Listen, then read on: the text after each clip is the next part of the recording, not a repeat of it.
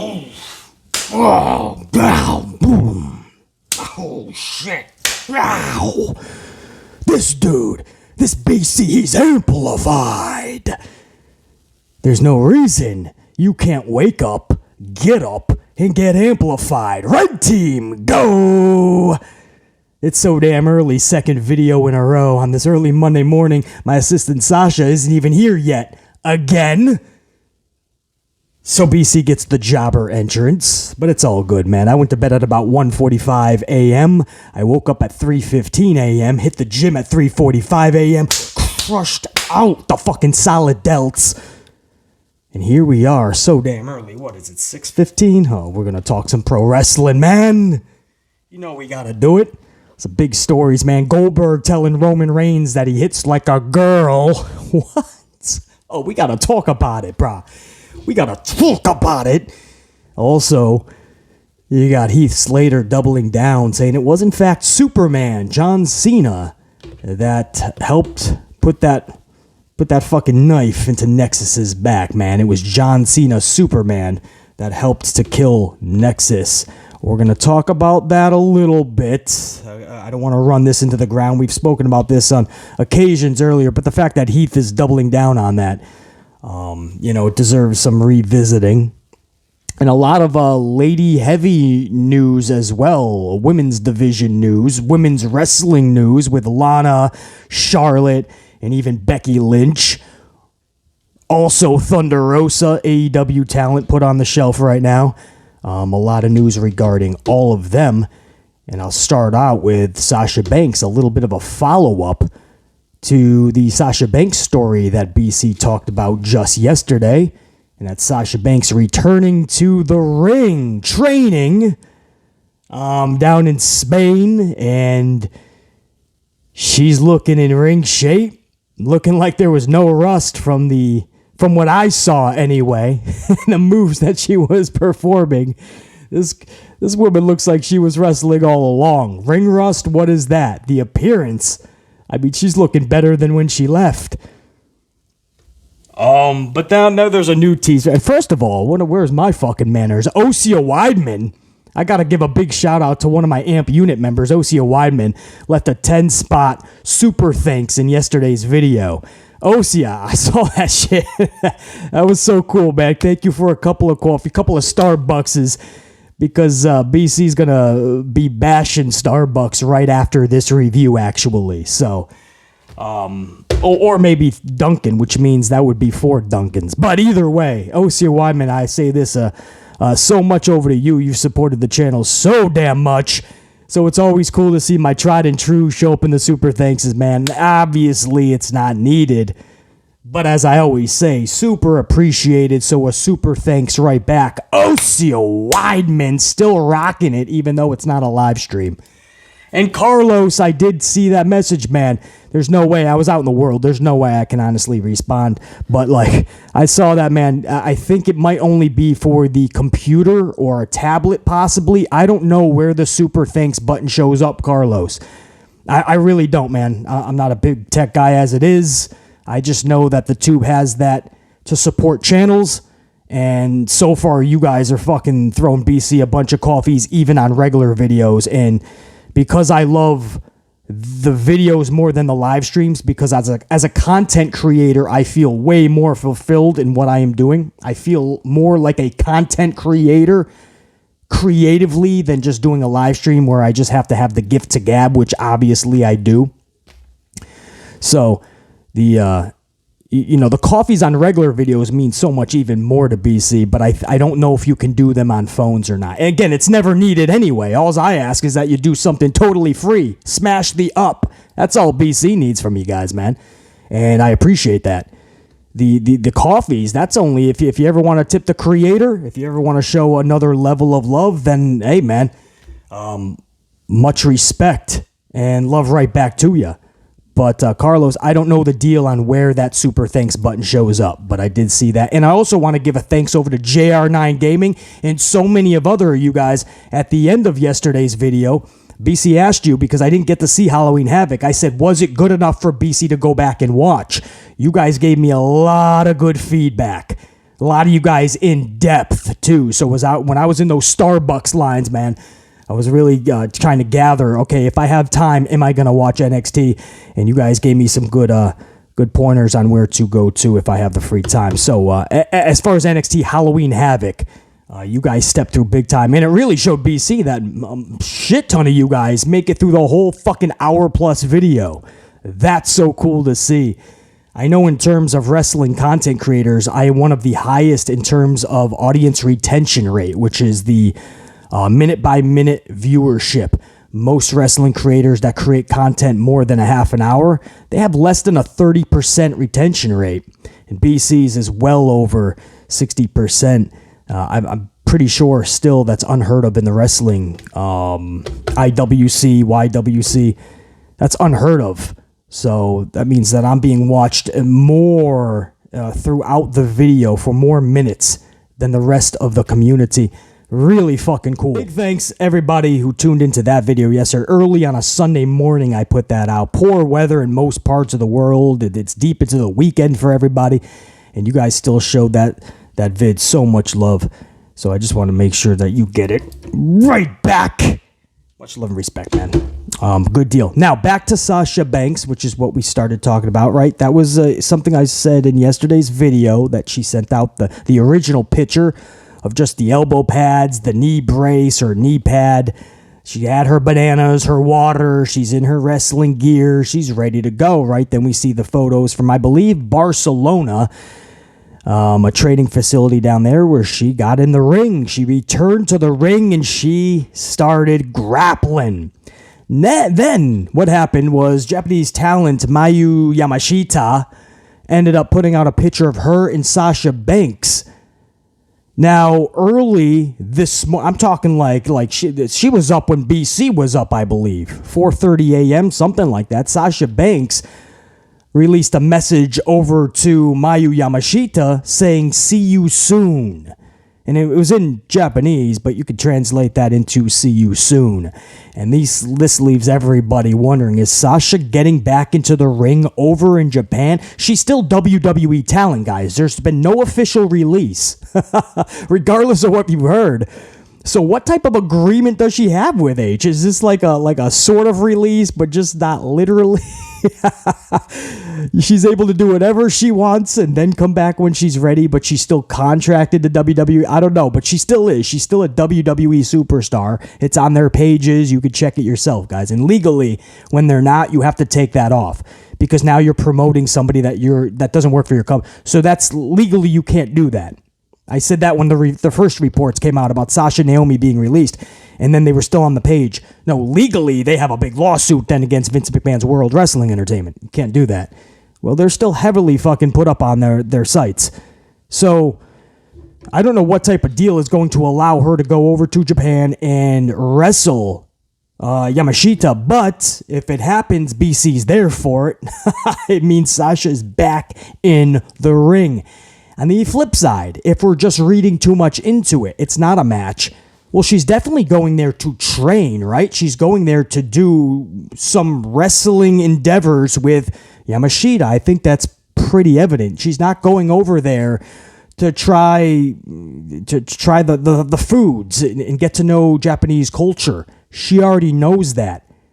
Sasha Banks is well versed in everything Japanese. She loves that culture. She loves the people. She loves it over there. She doesn't need Yamashita. She doesn't need to say, "See you soon. We're best pals now. Let's hang out." There's got to be something more to this. So if it's not a match, it's more training then? You remember when she first left and when she came back? What happened during that long period of time before she returned to WWE, guys? She went to Japan and she trained her ass off. Tried new shit, made sure she was ready to go, zero ring rust, better than everybody else. It looks like we're starting to see the same thing. She goes over, she trains over in Spain. She's now going to be making the trips back over to Japan. Rumors circulating that Sasha Banks, Survivor Series, Boston, Massachusetts, her hometown. I mean, that's the place she's coming back at. I don't think any of this is a coincidence, man. These are all steps. And for the last couple of weeks, Sasha's been teasing her return to pro wrestling. I think you're starting to see step-by-step, tease by tease, almost like a Bray Wyatt thing where everything that is put out there by Sasha has a meaning. There's a purpose to it. It's not just to tease. So we're going to be keeping an eye on this, man. That's a little follow-up on Sasha Banks. Now, moving on with the ladies, man, there's a lot of women's kind of news coming out. First of all, Charlotte Flair. BC said for a while now, don't be shocked if Charlotte Flair shows up to the red brand, takes the title off of Bianca Belair. Isn't it odd that Bayley has not gotten that title yet? Are they not going to give it to Bayley and give it to Charlotte? Well, the latest word is Charlotte is literally any show now. That is what she is labeled at, backstage. Any show now. They're just waiting for H to drop the... I was going to say the hammer. The sledgehammer on the final decision to unleash the golden child, Charlotte Flair. And then nobody's safe in the women's division at that point because let the squashing begin. No title is safe, not Ronda's, not fucking Bianca's, not even if Bayley gets it. Charlotte will probably come back as a face and take it from a Bayley if Bayley does get it from Bianca. But my point is this, she's listed as any show now. They have proven that they cannot book her without putting her in a title position. And even that doesn't work with the fans. There's still no connection. So my point is, you got to believe she's coming right back into a title situation. Which one? She's not going to work well with a Ronda. Charlotte cannot be a face because she doesn't have enough people that cheer for her. So she's going to have to be a heel. Ronda is just now developing what she should have been all along, which is a diabolical heel. So you can't have that matchup on the blue brand. So now what? You're going to bring her over to the red brand, which means Bayley is not going to get the title. And I'm also hearing that that's a non-title match tonight now. Everybody thought it was a title match between Bayley and Bianca tonight on Raw. I'm hearing it's non-title, but if Bayley wins, she'll get a rematch at Crown Jewel. Well, that's called a number one contenders match. We can't stand those because it always involves the champion losing, and then we just have to see the same exact match at the pay-per-view or the premium live event. Number one contender matches absolutely suck balls. They should have no business in pro wrestling, and growing up, we never used to have to put up with shit like that. When you got to a pay-per-view title match, usually it was the first time you were even seeing these wrestlers wrestle. And the build to be a number one contender was a journey. The destination, the pay-per-view to take on the champion. Now you're just taking on the champions just to beat them. And then their consolation prize is to get the match again.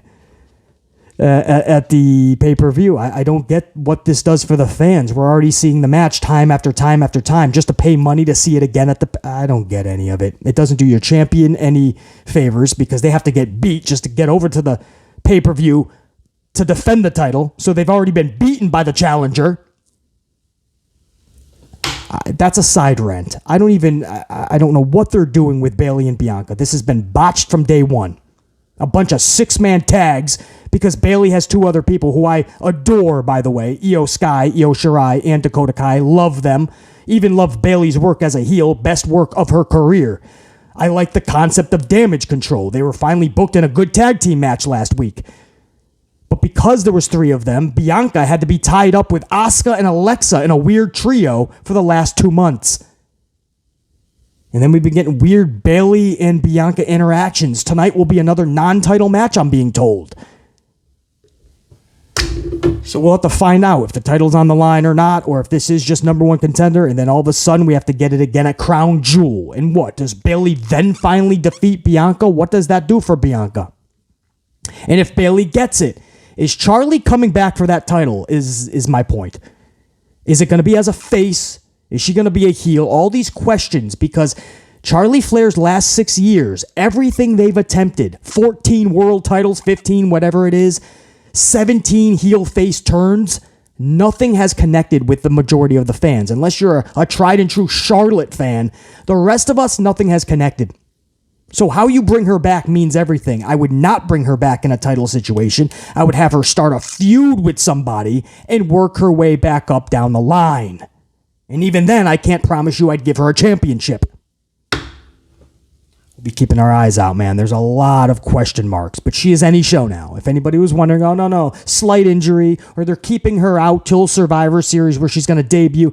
No, it's any show to set up Survivor Series or to fucking be thrusted her comeback at Crown Jewel. But she's any show, and this is not a surprise to BC, where they're in flux. I honestly believe WWE doesn't even know where to go with Bianca and Bayley and who should get the title, because I honestly believe they have Charlotte Flair in mind still. And I wouldn't be shocked if she doesn't go to the blue brand and shows up on the red brand. I wouldn't be shocked. And if she shows up on the blue brand, what the fuck? Where does Charlie Flair fit in any of this? In a way that we're going to give a shit. That's the question I have. And it remains unanswered. And we've done this for 6 years. That's Charlotte Flair. Becky Lynch, another one in the news. She's now saying that she works better as a face, but she's better for the business as a heel, and she's better elevating people as a heel. Well, that's a bad conundrum to be in. That is a contradiction of beliefs. You work better as a face, but you feel that you're better for the business and for others as a heel. Well, that's a shitty position to be in. Then what the fuck is she going to come back as? A kind of tweener again with the Mon character? And she does elevate people as a heel. There's no question about that. Liv Morgan was put on the map during her matches with Becky Lynch late last year into this year. No doubt. I mean, that's when the world got to see what BC already saw in Liv Morgan. Damn, she could put on good matches. That's what she does. Bianca Belair, when she's not being squashed in 26 seconds by Becky Lynch, which was a botched decision by McMahon. Becky Lynch actually helped out Bianca a lot in their feud. And Bianca started to get some big shine thanks to Rebecca Quinn, Becky Lynch. And Sasha Banks' war. Sasha Banks can have a 20-star classic melt. That's right. Making Melty Boy fucking twitch. There's no 20 stars. She could have that with a fucking broomstick in the janitor's closet, man. She could have a fucking 20-star classic with the janitor. With the fucking closet, somehow.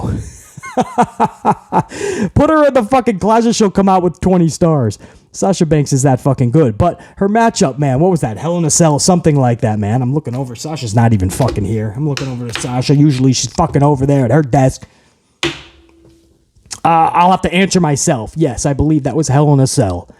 And it's just, you know, Becky in that heel character. A lot of people, oh, this isn't working. She's annoying. She's boring as a heel. Well, guess what? For a lot of us, that's how we felt when she was a face.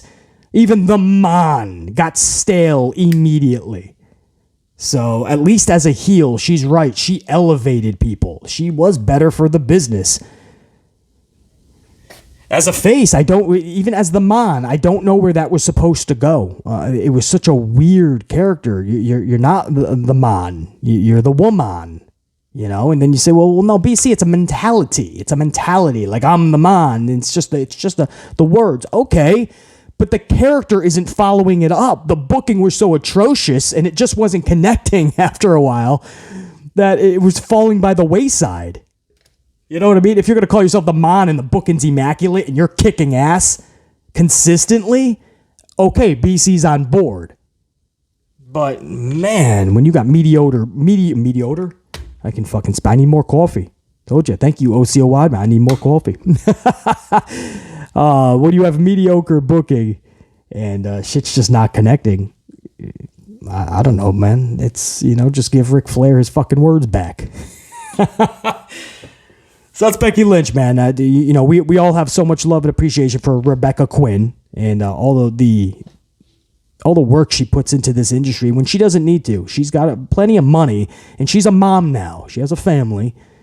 But no, she just loves this, and she keeps coming back, and she takes all this fucking this verbal abuse from fan bases and shit, and she don't need to do that. So we wish her the best. We want her to be booked correctly, and when Becky is on with good booking, Becky is a real contribution, an attribute to the business in the industry. When Becky is off with poor booking, it can be pretty hard to get through. So it sucks that even she's kind of in this conundrum, you know? She feels she works better as a face, but she feels she's better for everything else as a heel. Interesting. Where do you want to go? Lana, this is funny, man. Lana is now breaking her silence on wrestling and saying she would return to WWE and she would debut in AEW if the right package is presented to her. I'm sorry. What? First of all, what package are we talking about? No, in all seriousness, much love to Lana, man. A beautiful girl. Obviously, and she has talent in the wrestling world. When she was with Rusev, you thought there was no way to fuck that up. There was zero way you could fuck that up. And somehow Vince McMahon found a way to fuck it up, split them up, and totally just demolish them. But Lana and Rusev was great. I still feel Lana could be a really good manager in pro wrestling. But just the it's like an Eva Marie situation, To go public and say, if it's the right opportunity, I would return to almost like the decision is in their hands. I'm pretty sure WWE's not clamoring to jump on the phone to get Lana back.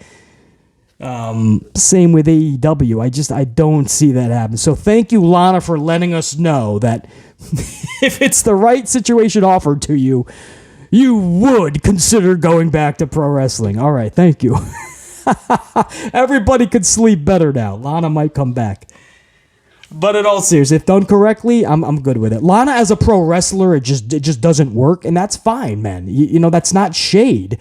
Some people want to be something. You dream to be something, and we're all just supposed to say, follow your dreams. You never know. Don't let the haters get to you.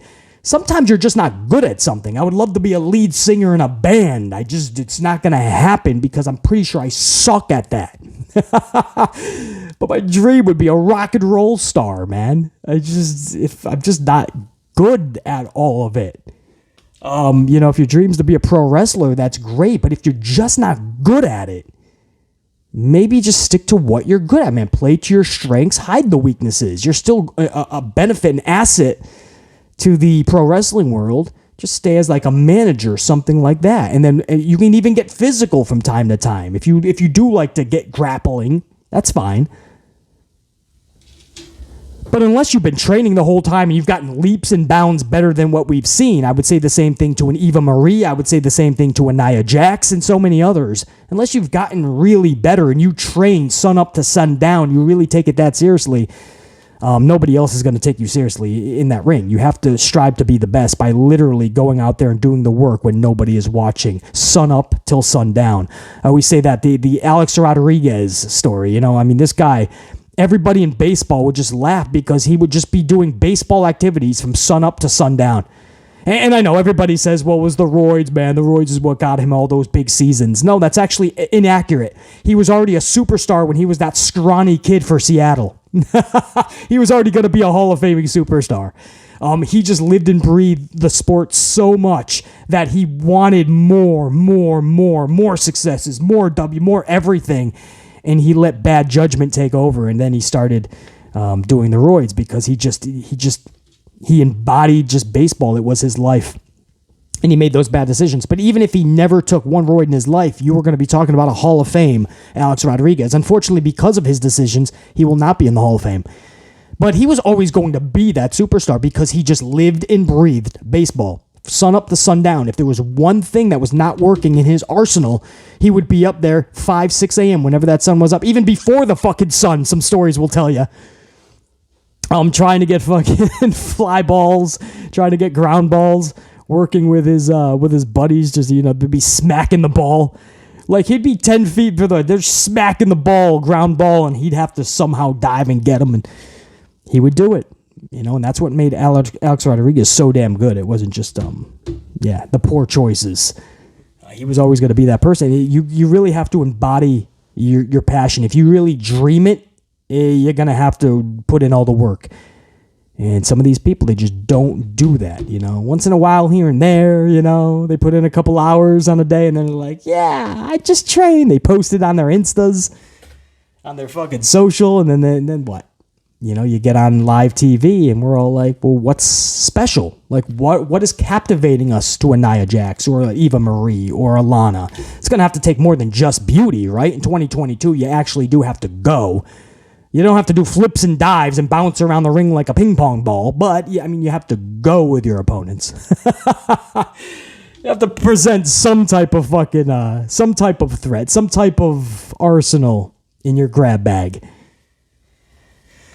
Otherwise, you ain't gonna be able to have a good feud with a Sasha Banks or a fucking Bayley or an Io Sky or a fucking Dakota Kai or even a Liv Morgan or a Bianca Belair. It's just not gonna go well. Anyway, all the best to Lana.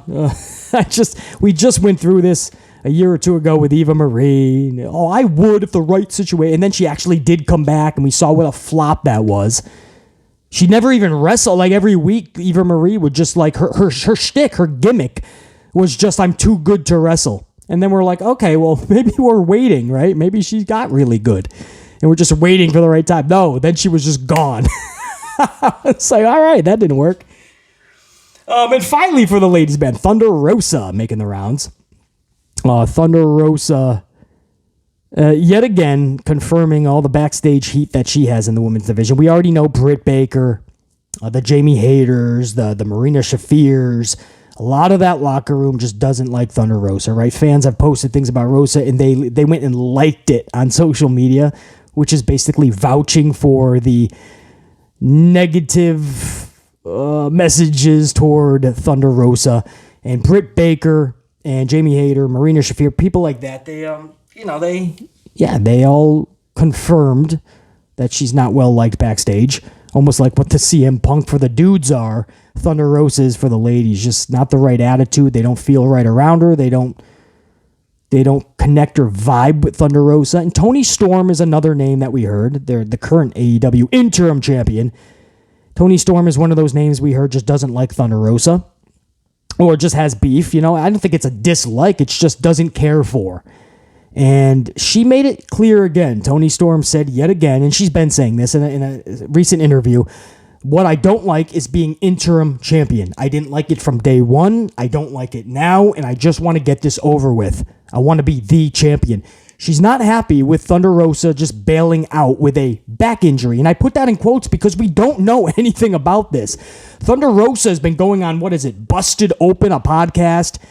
Thunder Rosa knows how to play podcasts and play the IWC, right? She pops into channels like this to make sure she's in good with everybody so that every podcaster feels like they can't say a negative word about Thunder. She does this thing with Busted. I mean, how many wrestlers really are doing that? Not a lot, right?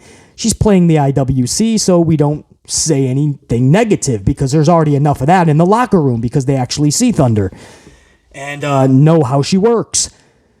So she goes on Buzz and she says, a lot of people are still asking me. She said, friends, guys. In her latest thing that she said on Busted, she said, friends are asking me if this back injury is real or not. That's her words. Why would your own friends doubt you so much? That is not good, man.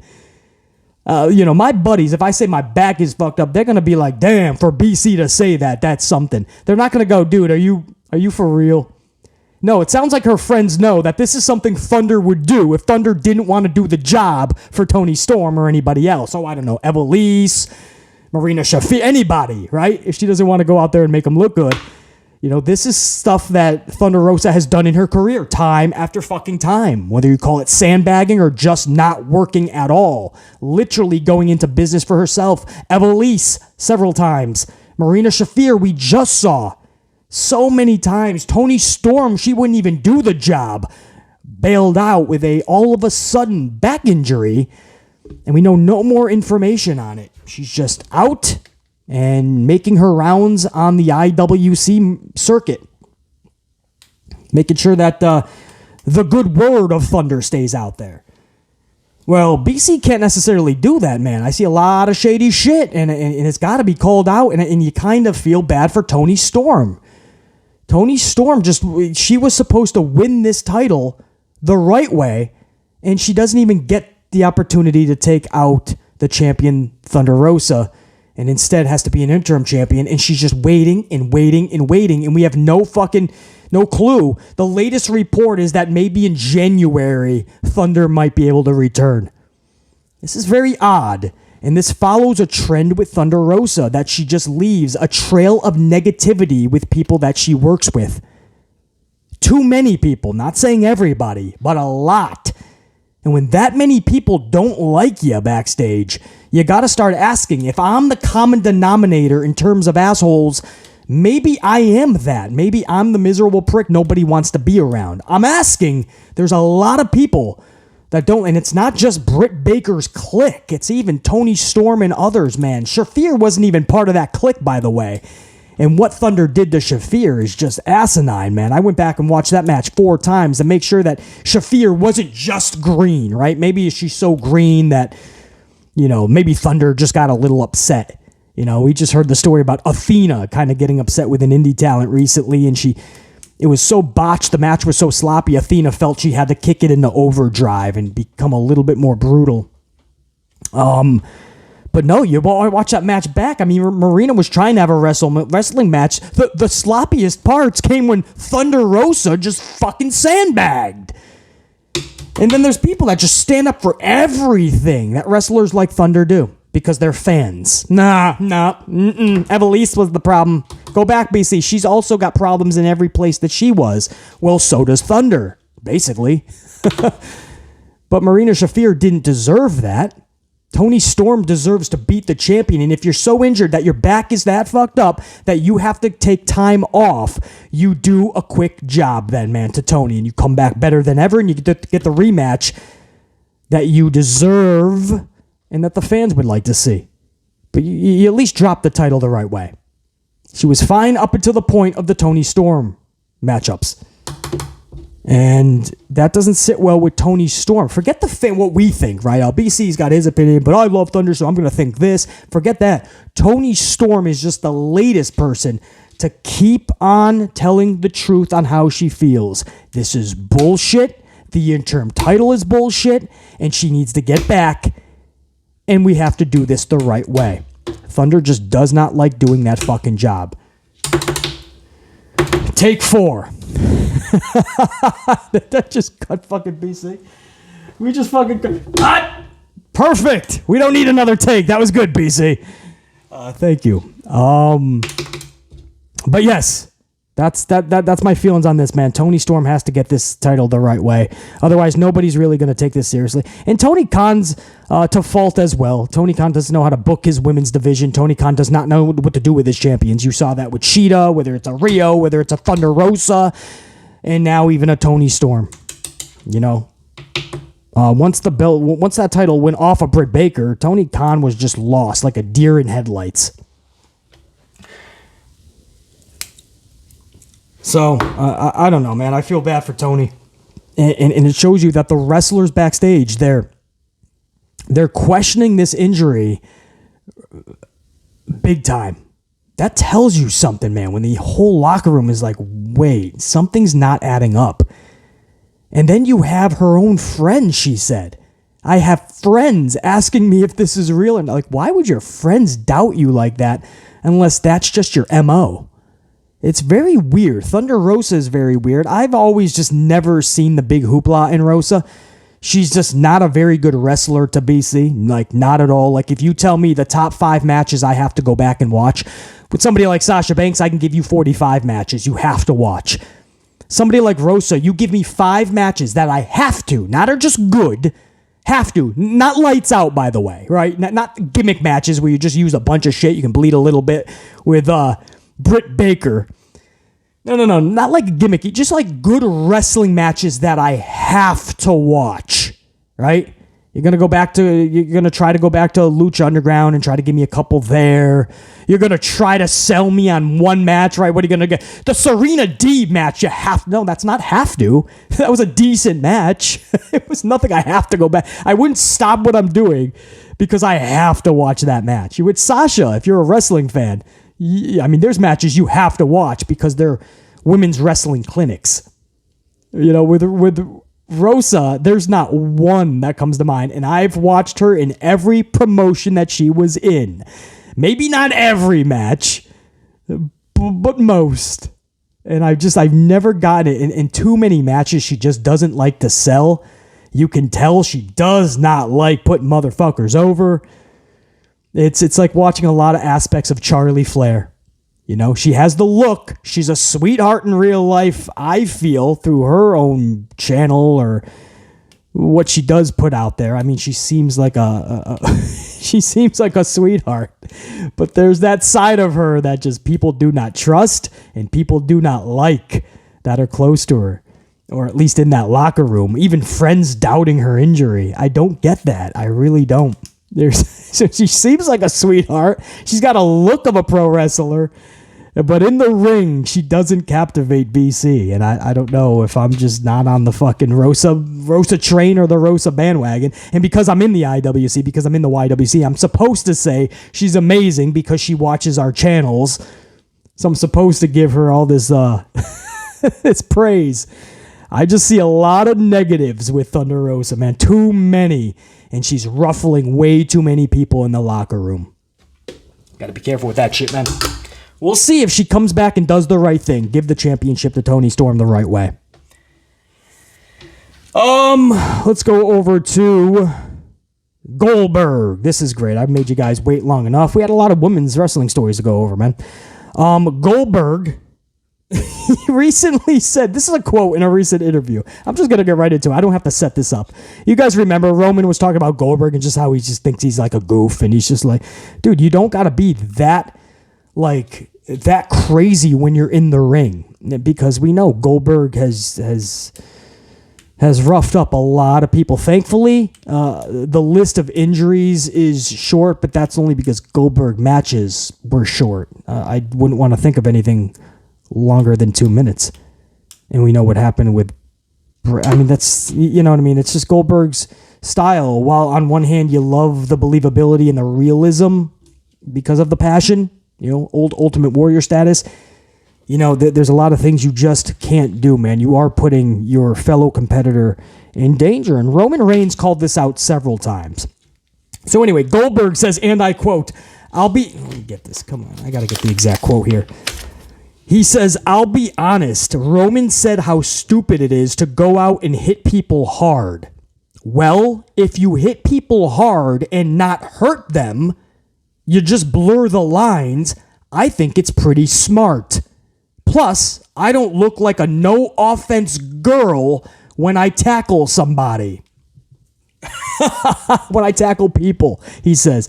He called Roman, he said he looks like a no-offense girl when he tackle, meaning spear, by the way, that's the tackle. When he spears, he looks like a no-offense girl. Damn! Goldberg waking up choosing that violence. First of all, can we just go back? I'll be honest. Roman said how stupid it is to go out and hit people hard.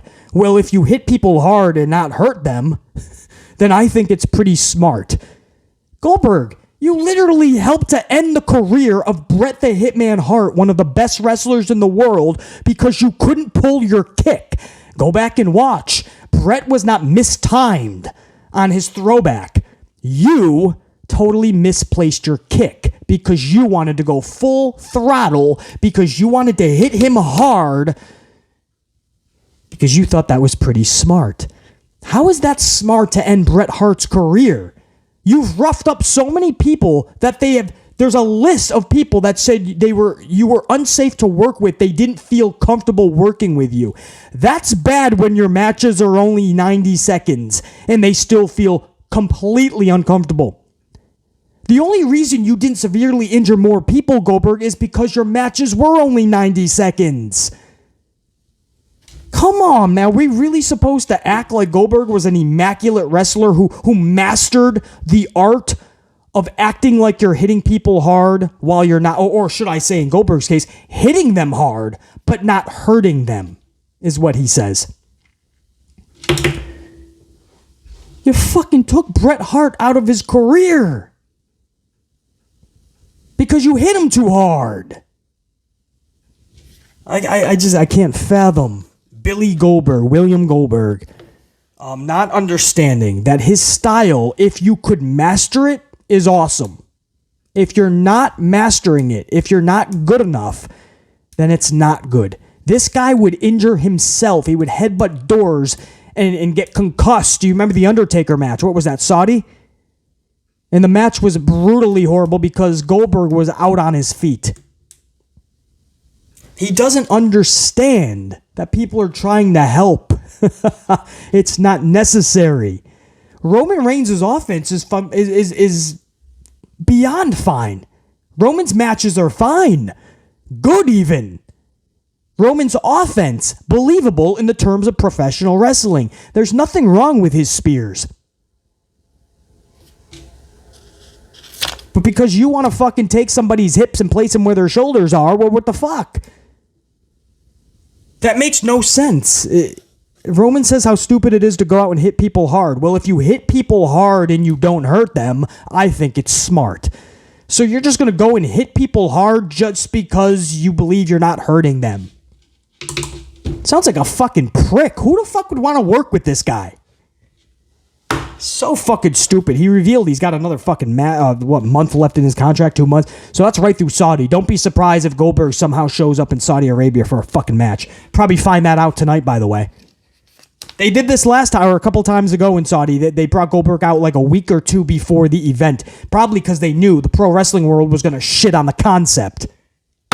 That is stupid. You don't need to tell Roman Reigns how to wrestle. Or act like you're better than Roman Reigns of all people. Cut the shit, Tony. Or in this case, Billy. Also, I want to end it with Heath Slater, man. Heath Slater doubling down and saying yes, even though he claimed in past interviews that John Cena helped keep his job, man. He helped from him getting fired many moons ago. So Heath Slater has no reason to bullshit about Cena. He did thank him for that. But in terms of burying Nexus, he's doubling down and he is claiming that, yeah, he believes it was absolutely. He can't say 100%, he said, because he wasn't in the office. The door shut, nobody was involved. He said hours later, the complete ending of SummerSlam was changed. And the only person that went into the office at the time was John Cena. So he says, in his words, he believes Superman made the change. He said he can't 100% say because he wasn't in the office, but he says he's 95+% sure that Superman changed it. And this is if you guys don't know, that was SummerSlam, what was that, 2010, I believe, where it was 7-on-7, Team Nexus, Team WWE, and Nexus was set to just be fucking full throttle that night. Nexus was going to go to the next level, stand tall, and make WWE and the fans go, oh shit, how do we stop them? Instead, Super Cena showed up and took out Nexus standing tall when it was all said and done. Match-wise, anyway. John Cena somehow, and for some reason, squashes Nexus at their peak. And this is not the first time you hear this, guys. There's some people that just love John Cena so much that they just go, oh, buries wrestlers. It's so stupid, man. And they try to give you examples of when he helped wrestlers. There's more than enough evidence to know that John Cena made horrible calls with Vince McMahon. It wasn't just Vince. John Cena would change that shit. He would use his power card. There was many instances. I always bring it back to Alex Riley, who had such a promising future. Man, he was getting over so naturally and so quickly with the fans. Even BC was like, dude, there's something about this kid. He was like a John Cena, but maybe even better. And all of a sudden, boom, gone. Nobody knew what happened until Alex Riley started discussing that there was internal beef between the two. He didn't know why initially. John Cena just probably saw himself in the mirror and got threatened. Alex Riley gone. Damian Sandow was hitting his peak. The fans were really getting into it. Man, Damian Sandow was coming into his own. He wins Money in the Bank. Remember, he won the briefcase. And they hot flashed it to a Monday Night Raw where John Cena defeated Sandow. Sandow was unsuccessful in his cash-in on a Monday Night Raw. Sandow claims that he was pulled aside hours before the match was scheduled and told, not by Vince, but by a prestigious family member. You got to believe it's either Steph or Triple H. But he was told that it's because they're trying to compete with Monday Night Football and they need to pop the rating. So Sandow, being a professional, was like, okay, I'm a team player, let's do it. But he says what happened afterwards is what makes him now think twice. They completely never used him afterwards. They put him in the bed. They stuffed him at catering with the triple layered mousse cake. They never gave him a second look until it was time to start playing everybody's gimmick. You guys remember that? He was Damien Mizdow was the character. He would just come out as somebody different every week. Davey Crockett one week, Miz the next week. Who knows? Legion of Doom one week, Legion of Sandow. Every week it was something different, and it was just a character that is funny. We're gonna laugh at you, but it's not gonna sustain you as a prominent figure. And sure enough, he was gone not long after. And we all go back to that night, even Sandow, and like, what the fuck happened? All of that was to lose to John Cena on Monday Night Raw. It's almost like Sandow was getting too much momentum and Cena had other fish to fry, so we just cut the legs out from underneath him. It was so odd. So it's not just the Alex Rileys. It's not just the Damian Sandows. You guys probably have a 12 more fucking names, but it's Nexus. We all remember when Nexus should have won that match. Nexus should have gone to the next level. And John Cena started, that was just the start of it, right? And then Wade Barrett just started losing these matches and looking like an idiot to John Cena. So if the leader's going to look like that, Nexus was just crumbling. The very foundation imploded by Super Cena. And it all started with that SummerSlam 7-on-7. So Heath Slater, all these years later, when asked again, yeah, he doubles down. And he's heard other things since and this and that. And his conclusion is still that John Cena, for some reason, changed the finish in his favor. And Nexus was never the same. So, John Cena, we love what he does with the Make-A-Wish and the kids and all that, but I said my biggest problem with John Cena was he went into business himself several times. Forget burying people. That's another thing. The fact that 3 separate times he should have turned heel for the business, and he refused. He refused to turn heel, which was blocking the up-and-coming baby faces. There was people in that company that were ready to be big faces, and because he refused to turn heel, he not only left a void where heels needed to be fucking front and center, but he blocked the highway of any babyface trying to take a spot. They weren't necessarily trying to take his spot. There's room for many babyfaces. You saw that with Hulk Hogan, Ultimate Warrior, and even Savage when he turned face. Mega faces, all on the same company, on the same card. You can do it. You could pull it off. They were just trying to get over and help make the company and themselves more money and more prestigious. And John Cena blocked it every which fucking way. He refused because he wanted to fucking keep doing the Make-A-Wishes and this and that. And it's just like, well, you're helping to destroy WWE. And sure enough, over time, that's what happened. The last 10 years in WWE, that's why the ratings are where they are. And that's why we're hoping that Paul Levesque can somehow put inject some energy into pro wrestling, into WWE. Well, I mean, we're hoping that Paul Levesque can do that. We're not even quite there yet. Not even close. It all started with John Cena, man. And just the same John Cena shit every week, every month, year after year. And there was no character change. There was no difference. He refused to go heel. People were just being stuffed down. No baby faces were emerging. It was fucking horrible. Absolutely fucking horrible, man. So, I mean, I don't know, man. John Cena portrays himself, and so many people look at him as just this white knight, right? The shining armor white knight. And there's so much dirty shit that Cena did backstage. He learned from the Hulk Hogans and all them before. He's had long discussions with them. He knew to be at the top, he had to be as ruthless in his aggression than anybody else. And that's what he was. He played the game, literally and figuratively. My name is BC Amplify. That's what I got for you guys today. I'm sure I made a lot of people fucking cry and a lot of differences of opinions and a lot of disagreements, but it is what it is. That's what we do on this channel. We ignite it. We get amplified. We get fucking jacked up, man. Look at that shit, man. What the fuck? It's fucking massive. Damn. I ain't even done. I got a long day. I got some traveling to do, but some big business to do. And then later tonight, about a midnight, I'm going to catch Raw. Don't you worry. I got a little game plan on how I'm going to be able to catch Raw, do my due diligence, my notes for you guys, and still have a review tomorrow. But just after midnight, man, we're going to do leg day, man. It'll be leg night. Amplified, man. Go whoop some fucking ass. Don't be a little bitch boy Braden, please, huh?